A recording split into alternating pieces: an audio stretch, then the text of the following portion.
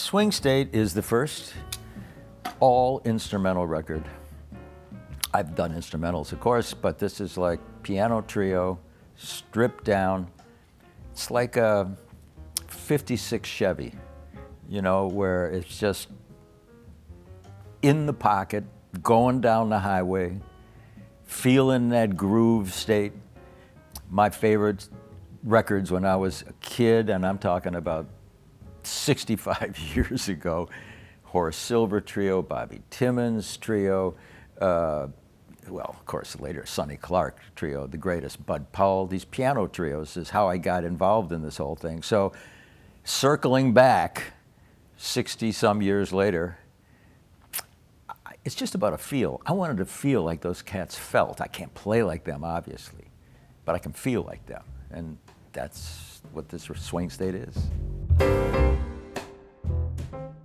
The repertoire is interesting because, you know, when I started thinking about it, I thought about all these bebop tunes, and then I wound up in the 30s. I wound up back in the 30s, and when it was all over, I realized that's the music I started playing when I was 15 years old, which would have been 1958. I was playing, because I had a fake book that was given to me by a piano player who worked during the 30s, a friend of my father's. And so I started out playing all these tunes from the 30s, and it turns out they were like my childhood tunes. Tuxedo Junction, Ain't Misbehavin', Lullaby of the Leaves, Over the Rainbow. This was what I started listening to and playing. And so I didn't realize it when we cut the record, but obviously that's why I went to this repertoire.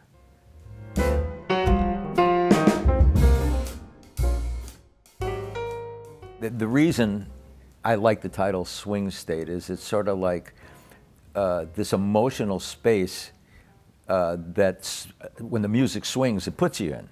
It's not from your brain, it's from your body. It's from the feet up, not the brain down. It's what it feels like when that pulse is there, that loose kind of loping pulse that was at the heart of what everybody has always been trying to do in jazz, up until recently when swing is just an option. But swing used to be the thing that you wanted to establish to make everybody feel good. It's relaxed, it's comfortable. For me, the first time I felt this thing we're talking about, I must have been 6 or 7 years old, and I heard a record by the saxophone player Jimmy Forrest called Night Train, and it flipped me out. I don't know what it was. I heard it at this little art class I went to, and they played it, and they wanted us little kids to draw what it felt like. I don't know what my drawing was, but I ran around. I just ran around the room, and I never felt that way before. It set something off in me, which it turns out 60, 70 some years later, you know, I'm old enough that it doesn't reflect anything bad or good on me. It's just I want to get home. I want to feel that again.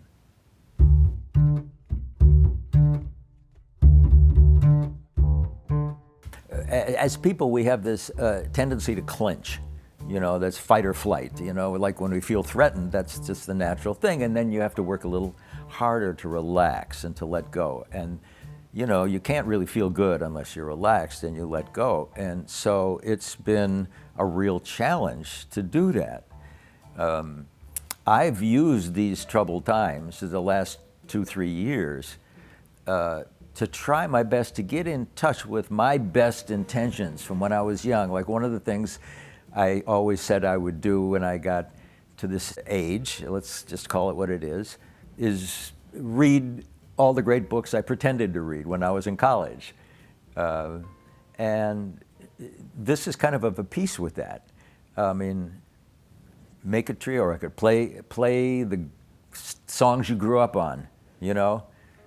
Leave with the one that brung you.